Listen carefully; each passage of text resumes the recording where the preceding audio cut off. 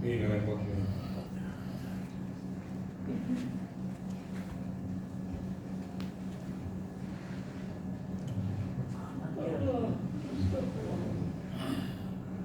Assalamualaikum warahmatullahi wabarakatuh.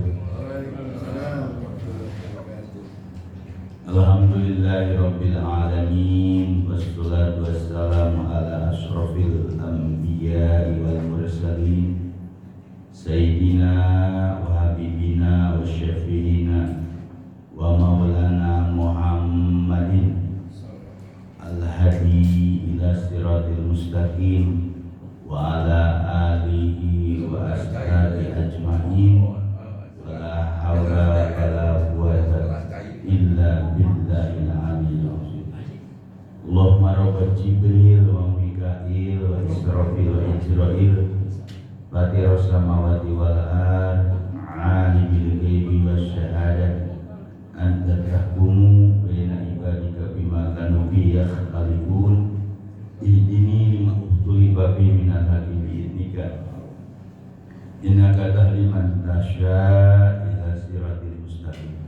Nawaitu lillahi ta'ala bissalama wal amanah wal afiyah wasiha khalisan mukhlisan liwajhil karim sunatan lillahi ta'ala al-madad hadir ya sikin wal arifin sayyidina wa walana sultan awliya Gausul A'zam Qutbul Alamin Asyid Syekh Muhyiddin Abdul Qadir Jilani wa Dasallahu sirrahis sahibul izazah wal karma fid din wad dunya wal akhirah wa bi barakati sayyidina al-mukarram Asyid Syekh Abdul Rahman sumanahdim bi jalali ruhi Nabi Mustafa sallallahu alaihi wasallam. Amma ba'd.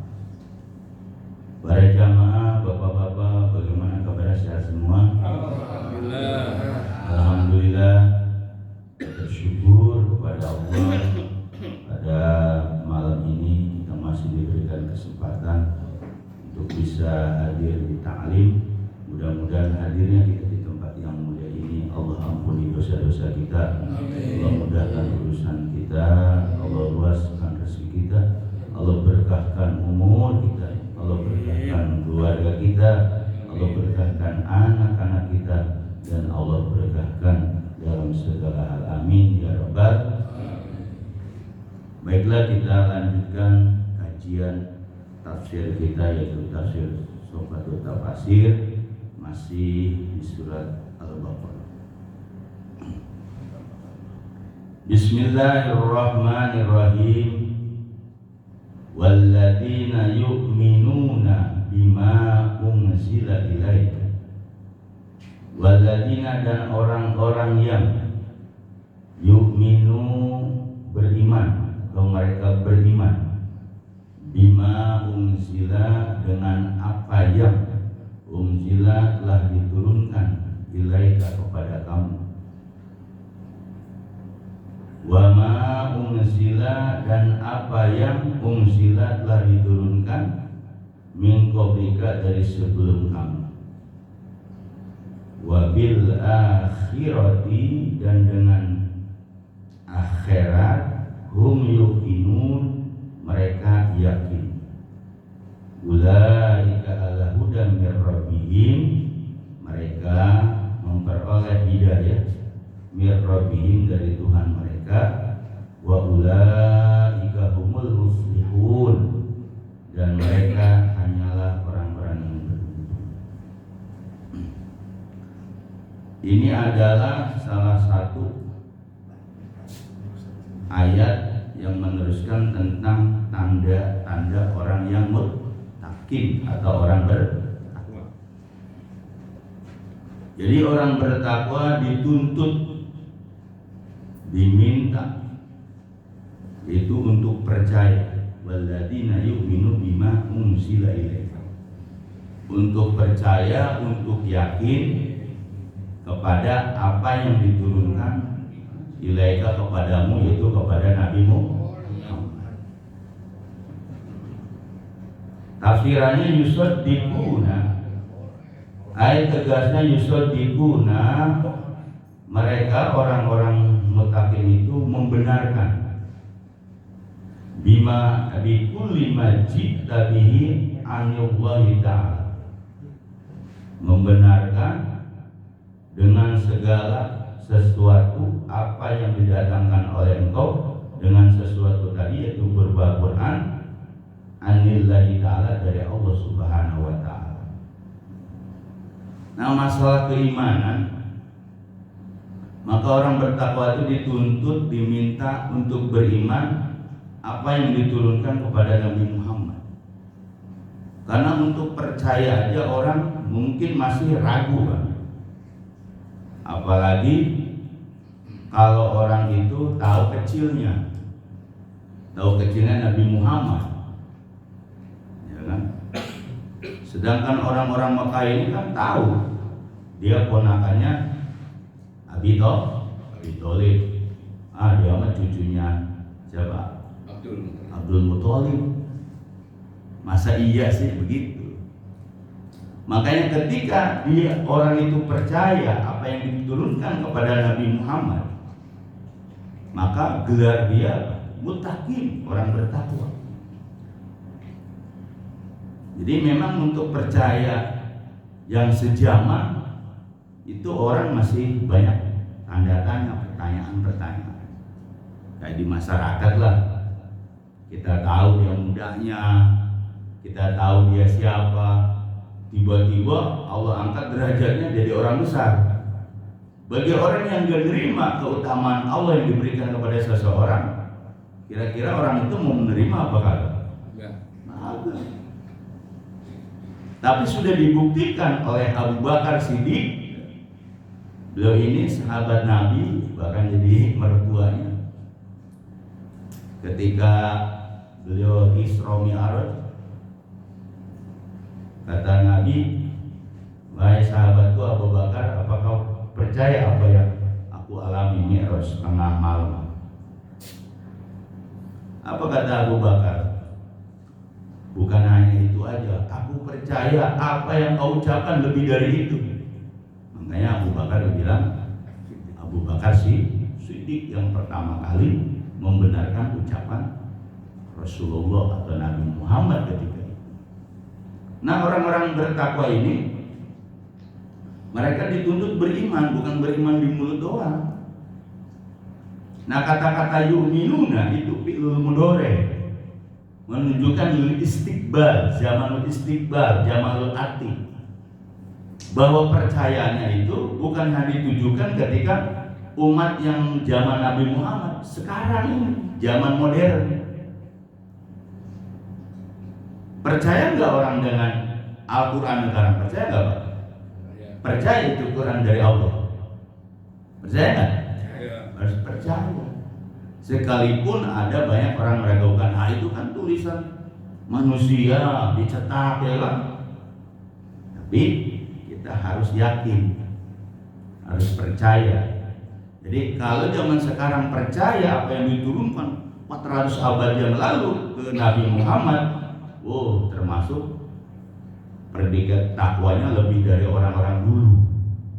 Kalau orang dulu percaya karena apa? Quran diturunin pada zamannya sahabat, ya kan? Al-Quran diturunin zaman sahabat. Lihat Nabi nggak? Ngelihat. Tabiin nggak ngelihat Nabi, tapi ngelihat sahabat.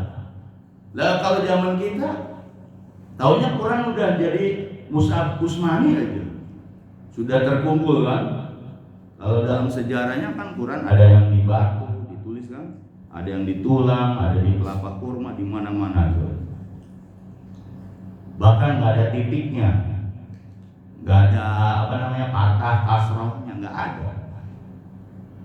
Kemudian beristihadlah ulama nahu, Abu Aswad Ad-Dauli, kita bikin baknya kayak perahu, ada titik di bawah, terus ada lagi taknya 2 di atas, taknya titiknya 3 jim. Dulu kan nggak ada. Nah, perkembangan tersebut, itulah janji Allah, inna nahnu nazzalna dzikra wa inna lahu lahafizun. Kami yang menurunkan tuh Al-Zikr Quran, dan kami akan memelihara. Alhamdulillah kita nih sampai zaman sekarang 2025 Quran sudah beredar, sudah dicetak kemana-mana. Tapi kadang kita mengkajinya, membacanya malas. Padahal orang yang yakin itu Quran itu mukjizat. Malah orang sekarang percaya sama dukun. Dukun pinter, Pak. Ambil ayat-ayat Quran kan. Ini loh ayatnya, ini ayatnya. Kita nih orang yang kekurangan masalah paham kegoiban, akhirnya ya yakin aja. Padahal dari Quran aja, kita baca Quran aja nggak tahu maknanya. Nggak tahu maknanya ada secara ulama-ulama itu mengatakan apa? Membacanya dapat pahala. Jadi nggak dituntut harus tahu maknanya.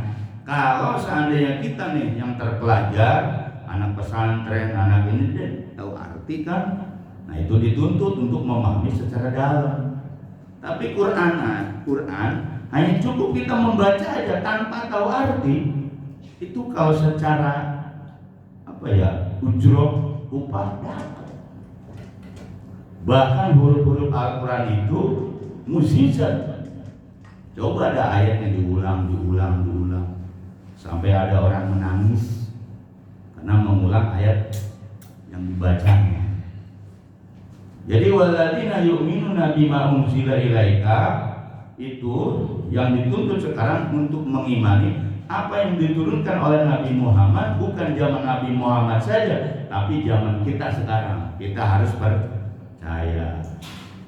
Tapi kita lihat Quran cuma buat pajangan, ya kan ya? Hiasan. Makanya alhamdulillah ada tahfiz Quran, ada pesantren tahfiz Quran dan macam-macamnya.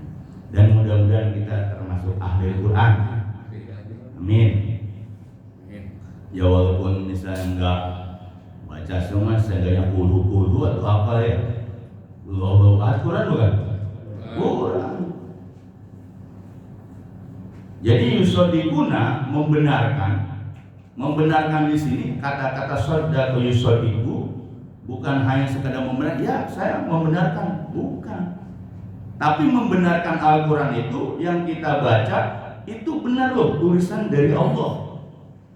Sekalipun itu nanti dicetak, ya kalau bukan dari Allah, Quran sekarang udah berabad-abad, tapi hurufnya, kalimatnya sama semua bahasa dunia, sama. Sekalipun nanti ada beda bacaan, ada waros, ada ini, itu kan beda bacaan. Yang kira itu sabah, tapi kita ditetapkan pakai mushaf Utsmani.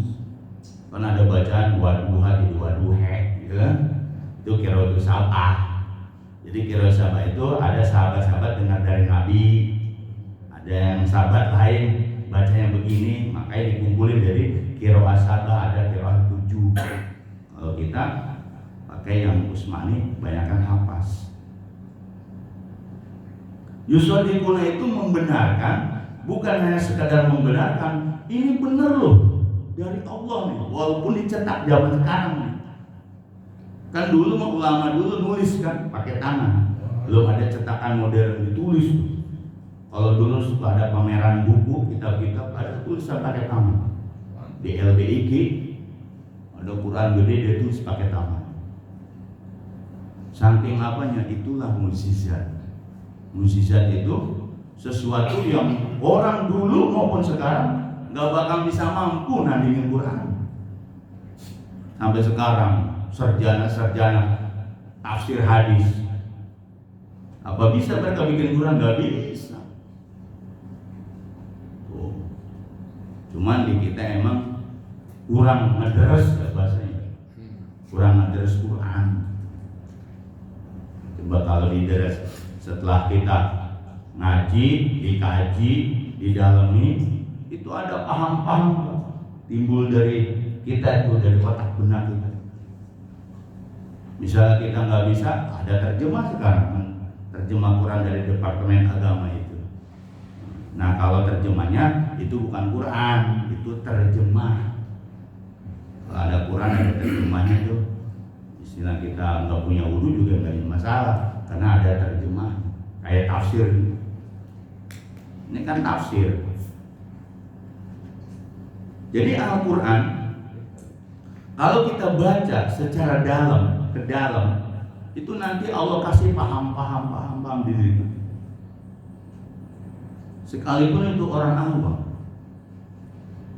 Misalnya kali itu orang yang beriman kepada apa yang diturunkan kepadamu, kepada Nabi Muhammad, diulang nanti dikasih paham.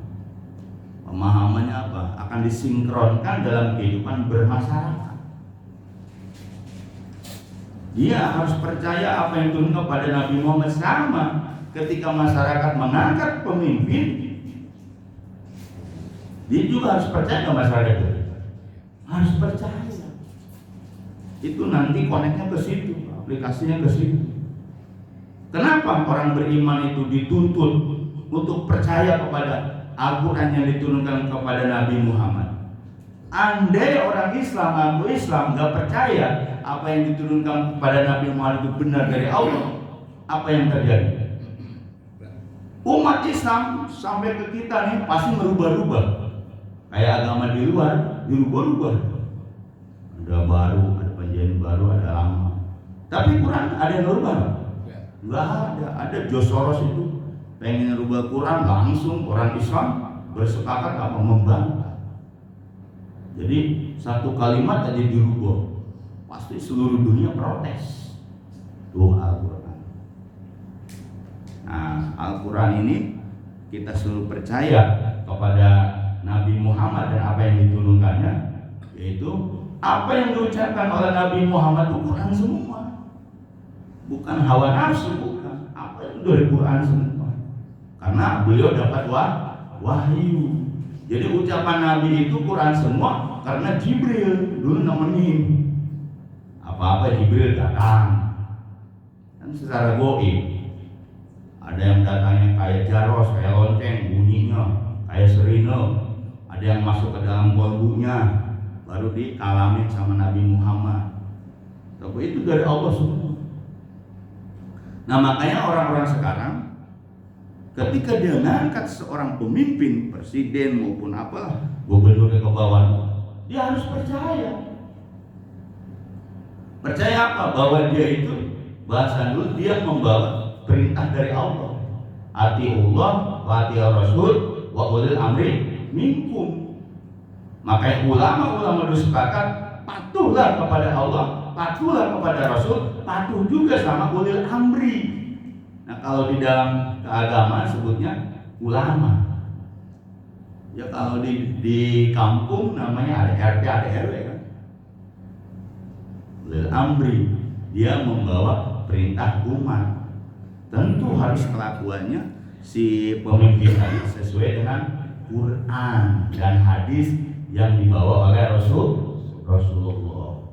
Jadi kalau kita zaman sekarang percaya, yakin bahwa Al-Quran dari Allah yang diturunkan kepada Nabi Muhammad, berarti kita termasuk orang bertakwa. Ini orang bertakwa kita. Makanya jangan ragu. Quran itu jangan jadi pajangan. Ya seenggak-enggaknya ada yang dibaca lah kan. Ada yang dibaca gitu. Karena Quran ini mukjizat, jadi kita menghormati Quran itu benar-benar. Orang-orang tua dulu kan Quran sampai buluk ya, itu tetap masih dibaca.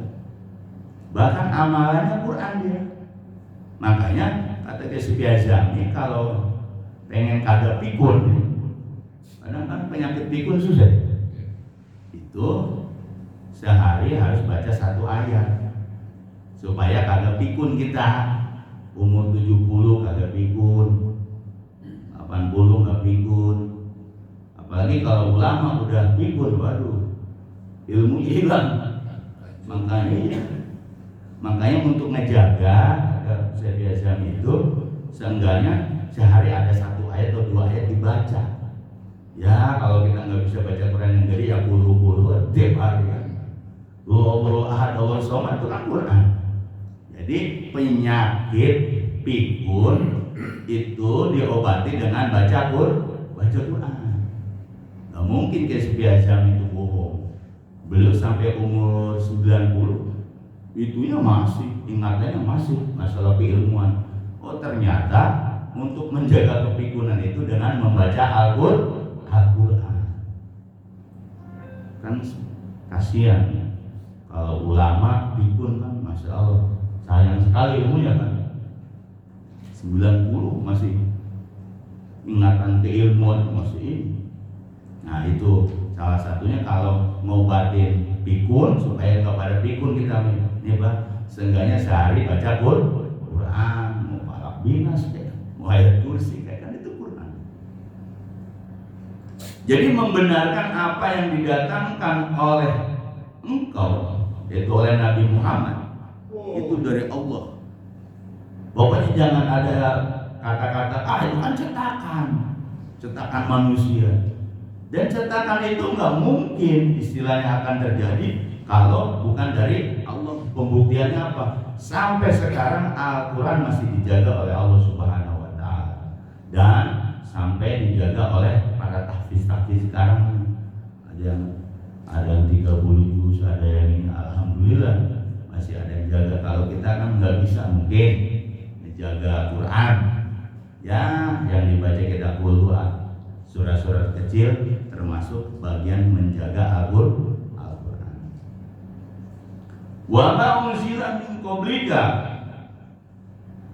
wa bima ja'at bi rasul min qablikum la yufarriquna baina kutubillahi wa la baina rusuli. Dan orang bertakwa pun dituntut untuk yakin, untuk percaya apa-apa yang diturunkan sebelum Nabi Muhammad min qablikum. Siapa itu nabi-nabinya? Kita harus percaya sama Nabi Isa, kitabnya apa? Injil. Nabi Musa, Taurat. Kita harus percaya Nabi Isa itu punya Injil. Kalau Taurat itu Nabi Musa isinya tentang hukum. Kalau Injil isinya tentang akhirat aja. Kalau Quran itu menggabungkan semua kitab-kitab yang ada. Makanya Quran itu nasikh, yang menghapus kitab-kitab Taurat, Zabur itu jadi mansukh. Jadi Quran datang lengkap nih, sempurna. Semua kitab sebelumnya termansuh, terhapus. Cuma ada ceritanya di Quran. Kan ada tentang Injil juga ada, bahwa nanti akan datang ada seorang utusan namanya Ahmad ya. Terus punya apa sih, mahum fi wujumin asari sujud, di mana umat-umatnya itu ada bekas-bekas sujudnya. Nah itu nanti di Injil itu digambarkan nanti ada seorang utusan yang bernama Ahmad. Nanti umatnya simahum fi wujumin asari sujud, umatnya nanti ada di bekas-bekas sujud di wajah. Nah masalah bekas sujud bukan harus kita harus hitam enggak. Tapi asari sujud ada bekas sujud itu apa? Ada cahaya. Karena orang sering banyak sujud mah ada cahaya, benar ya? Ada. Apalagi sering wudu, nurun ala nur. Kalau orang sering wudu kan cahaya di atas cahaya. Apalagi kita sering melakukan sholat 5 waktu. Makanya pasti yang namanya umat Nabi Muhammad mukanya bercahaya. Bagaimana kalau orang sholat kok mukanya serem,